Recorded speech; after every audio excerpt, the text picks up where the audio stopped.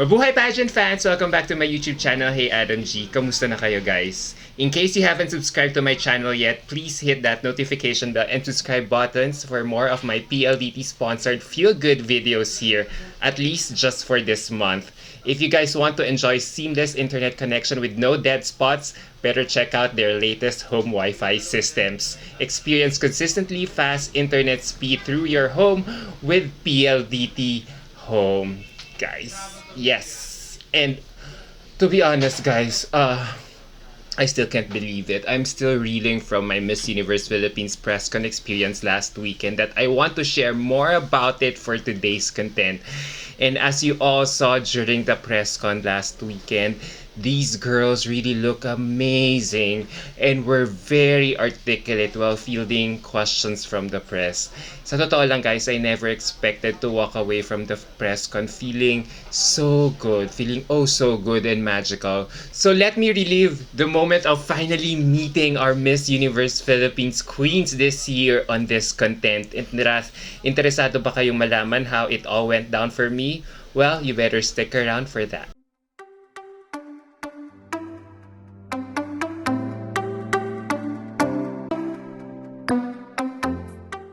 So guys, when I finally got my invite to attend the first official press conference of Miss Universe Philippines for its newly crowned queens last week, I was really kilig about it as I would be able to finally meet them after covering them for the past few months. The press conference was supposed to be held 2 weeks ago but got postponed due to the restrictions imposed by the IATF on mass gatherings. However, when our government decided to ease up our community quarantine restrictions to alert level 3 starting last October 15, the press conference finally pushed through. And sa totoo lang, I was really excited about it. You just can't imagine the level of excitement I was feeling then. Although MUP Communications Director Voltaire Tayag tried to temper my excitement as he disclosed to all of us selected members of the media that we would still be required to bring our vaccination IDs and be subjected to an antigen testing prior to entering the venue. And even though Sir Voltaire made these health guidelines very clear to us, it still did not dampen my mood because I was really prepared for it. Because you see guys, I had really wanted to go to Bohol and watch the finals last September 30, and I figured by going to this press conference, it would mean I would still somehow be a part of these girls' journey. So the days leading up to the press con, I made sure I did not go out and stayed at home as much as possible to make sure I wouldn't be exposed to COVID-19 as I did not want to test positive on that day. In fact, in an effort to ensure I would go to the venue COVID-free, I also had undergone an RT-PCR saliva test a day before the event para lang I wouldn't have any worries at all going to the event. And I tested negative! Yay! Yeah, guys. I got my results 12 hours after my RT-PCR test. And yun nga lang, guys, that meant shelling out a bit of money. But that's okay. If it means protecting the girls from this virus, then I really didn't find this expense unnecessary. So, ito na nga. I arrived in the venue 30 minutes before 3 p.m., the actual call time for the press conference. And as soon as I arrived in the venue, which was Casa Buenas, a Filipino-Spanish restaurant located in the new wing of Resorts World Manila, I saw my pageant media friends falling in line at the holding area for the antigen testing. And sa totoo lang guys, the process was very quick. As in, it took only each of us 5 minutes for us to know the results, which the medical clinic also sent to our respective emails a few hours after. And when my results came out, yay! I tested negative again. So finally, it meant I can go near the girls without worrying about infecting them or anything. So, grabe no guys, no? Talagang kinukwento ko detail, blow by blow detail. So, after the antigen testing, we still waited in the holding area as the venue was still being spruced up for the event. And it was also at this occasion that the nurses of the medical clinic and the staff of the restaurant still reminded us to keep our face shields and face masks on as we waited. Then siguro after 10 minutes, we were finally led to the dining area of the restaurant and welcomed by no less than Voltaire Tayag himself, the MUP Communications Director, as we took our respective seats, and I was really stunned by the interior and setup of the restaurant. You see, guys, it was my first time to go to this fine dining restaurant, and what I noticed right away is its huge ceilings, Filipino architecture, and the lovely wall or backdrop adorned with so many flowers and the logo of MUP on it. I thought, wow, ang sosyal. Guys, ang sosyal ng venue. Everything I saw and touched screamed class and expensiveness. Talagang ang syala. Grabe, guys. Or, 'di ba? And as I roamed around to take pictures on my IG stories, I noticed where the queens would be seated. So I made sure to leave my stuff there so I could already get that seat for me. Talagang kinikilig ako. Talagang di nyo na-imagine talaga yung level of excitement ko that time. Imagine, pinipicturean ko pa pati yung mga plates and utensils na naka-allot para kina VVV, kina Steffi, kay Katrina out of excitement while waiting for them to arrive. 'Di ba? Para lang akong sira. That's how really excited I was to finally meet them in person, as in. And then, a few minutes after, Shamsi finally came in, and at this point, I quickly said hi to her. Tapos, I also met Joan Gomez, the Hilton Hotel director, who also was one of the esteemed judges during the finals last September 30. So, ayun, I introduced myself to her to the extent that we engaged in a small talk by telling her how lovely it was for me to finally visit her hotel for the first time ever. Kasi nowadays, guys, 'di ba? I hardly go to this area as I live in Cubao, kaya para akong bata na parang ngayon lang uli nakapunta sa mga high-end lafangs and ganaps after a long, long while. So, yeah, screw this pandemic. So, after a few minutes, we were asked to finally take our seats na because the program was about to start. And as we waited for the program to start, Sir Walter treated us to an informal banter of kamustahan amongst ourselves with his usual jolly self. Tapos he kept telling us to hold off our excitement as he would give more time for us to take more photos and selfies with the girls later on. And then, ito na, shortly after, he finally began the program by sharing how the organization was able to prepare and at the same time hurdle the challenges that came their way while preparing for this edition. And you all saw that too when I uploaded the footage of that part of the program on my previous content. I think for me it was such an endearing move on Sir Voltaire's part to do this, as he knew all of us had so many questions about some of the last minute changes that the organization had in holding this edition for this year. I thought that was really sweet and poignant as he perfectly explained everything without necessarily getting into a lot of details.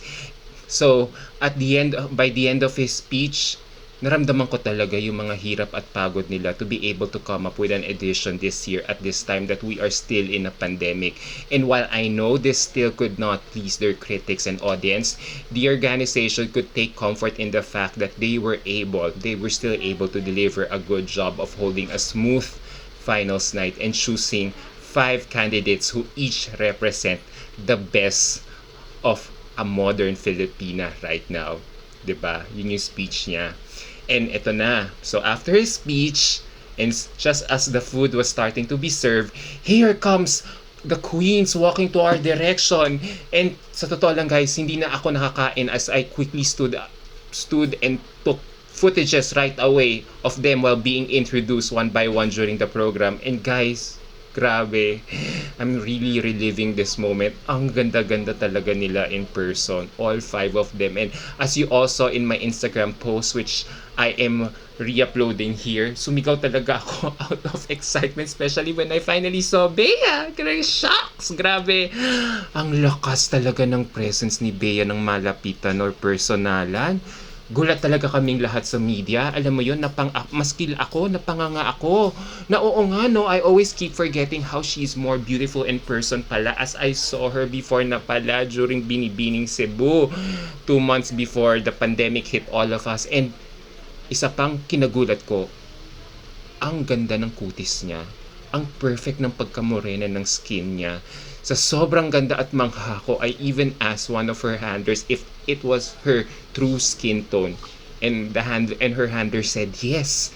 Akala ko kasi nagpatan si Bea just to achieve that perfect skin glow, but no pala, it's her natural skin. And then, her hair, nakita niyo, di ba? Nakita niyo nung event. Wow! Ang lakas na makataso hair waves ng aura niya. It's my first time to see Bea in curls. Ang lakas niya talaga tignan with this kind of hairstyle.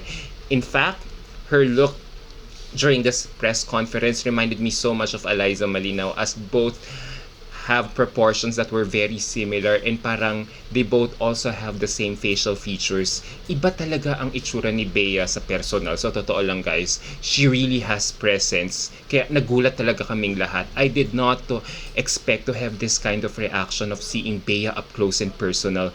But I know some of you are still not on the same page with me about Bea's current styling, but rest assured, her glam team has been preparing well for Miss Universe, and no matter how we disagree about Bea's chances in Miss Universe right now, I can assure you guys, as early as now, Bea won't be affected by it, as she hardly doesn't spend so much time on social media. In fact, sabi nga niya ng handler niya sa amin, Bea is even willing to throw away her phone just to be able to concentrate or focus on her tasks ahead. Ganun siya ka-laser focus. Ganun katindi ang resolve niya. Wala siyang pake kung wala siyang ma-update or post sa social media niya. Gusto niya mag-focus talaga sa training at ayaw niya magpa-distract sa mga negativity na kinakalat ng mga, ng mga Miron pageant fans about everything that she is offering right now to the table. And now, after Bea, let's go to Katrina Di Marana naman, who is the first runner-up. Grabe, guys. She is really tall. And ang liit-liit pala ng mukha niya in person. Parang manika rin siya. Grabe. No doubt, there's no question about her beauty, about Katrina's beauty. Kung ano talaga si Katrina online or sa camera, she is also the same in person talaga. She is just so candid, which I really feel is a breath of fresh air. And it really amazes me how she can turn on and off that switch when it comes to talking about her personality. Na she could be very calm when it comes to interviews, but she will become wacky and candid off camera at the same time. And I like how she looked that day as well, especially with that mint green dress with her straight hair. Wow, I thought she was really mesmerizing during that event. Hi. Yun nga lang, how I wish she could still compete again. Talagang, di pa rin ako makamove on ng slide. And then there is VVV, whom I feel channeled her own prom queen in that lavender dress that she wore during the press conference. Ang soft-soft pala ng mukha ni Victoria in person, and I don't think the cameras are doing her any justice after seeing her up close and personal last weekend. Ang manika rin niya! Bukod sa matangkad, but more than that, nagulat ako sa styling niya that day, as I never thought she could go soft with her look, as we are so used to her sporting fierce looks in her photo shoots and OOTDs before. So talagang wow. Just wow. And it really, sa totoo lang, the way I see it, it really speaks so much of her growth as an aspiring beauty queen, that the mere fact that she went soft but still looked every inch like a Miss Universe winner in her outfit is really commendable. So should she pursue a pageant career after her reign as Miss Universe Philippines Tourism, then maybe she could experiment with this route, on this styling route, in serving us soft looks this time around. And sa totoo lang guys, now that we are talking about VVV, I really applaud her for turning down the Miss Universe New Zealand organization offer, as I feel she really made the right decision. Why do I say this? Kasi when I read her post that she was offered Miss Universe, when she was offered by Miss Universe New Zealand to represent that country for the forthcoming Miss Universe, I had mixed emotions about it talaga, to be honest. Kasi was she ready to compete? Physically, yes. But personally, no. Because I want that if she goes to Miss Universe soon, I want her to have that self-assurance and hunger that she needed to win. Because basing it from her performance noong finals sa Miss Universe Philippines, I thought she needed more conviction pa when she answers. And when you need to have, and what you need to have conviction is self-assurance na siguradong sigurado ka. And let's face it, Miss Universe is a once in a lifetime opportunity for these girls na you have to be at your best and not necessarily better than your competitors, but you have to be at your best or at your pinaka peak, na alam mo yon, na there will be no, na, because let's face it, there will be no rematches or timeouts when it comes to Miss Universe. And I think VVV needs the training, exposure, guidance, and experience that Miss Universe Philippines is offering right now. So if she decides to join Miss Universe Philippines or Miss Universe New Zealand someday, it would really be beneficial for her with her amazing educational attainment, hunger, newfound experience, and great by that time. Kasi for me, the last thing we want for someone like Victoria who has so much potential is to be sent to Miss Universe na very raw or hilaw. Sayang lang din, 'di ba? Kasi kung hindi lang din siya pahihinugin palalo. So, if ever she decides to join next year, susuportahan ko rin talaga tong babaeng to. And share ko na lang din, guys. Nung nachichikahan na kami ng slide in between ng picture taking, the first thing that she remarked to me was, "Adam, ang tangkad mo pala." I was like, "Yes. Yes, B." Hi, I really miss the old days of covering pageants wherein I could actually see the girls in person as early as their screening period days. Na unlike now where you would get to see all of them pagtapos na ang pageant, which is what is happening right now. 'Di ba? And then there's Maureen Robowitz also, who I feel is the muse of this group. For me, she really reminds me of those girls na campus crushes or prom queen na super universal ang ganda. And ang ganda-ganda talaga ng mukha ni Maureen. As in, no bad angle talaga. I was just staring at her face all the time. And sa totoo lang, prior to coming to the event, I've always thought that she would look short side by side with her fellow Miss Universe Philippines sisters. But I was so surprised that she could stand taller with them in person. So talagang napabilib ako. With the right styling and ano pala, and posture, Maureen can really, stand side by side with these girls.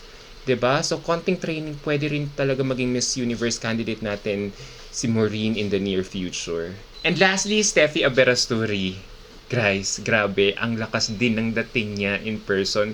Super hanggang ngayon kinikilig talaga ako when we finally met. Like talagang as in, like, ang ganda niya talaga in person. Like, she really confirmed her hype in person for me.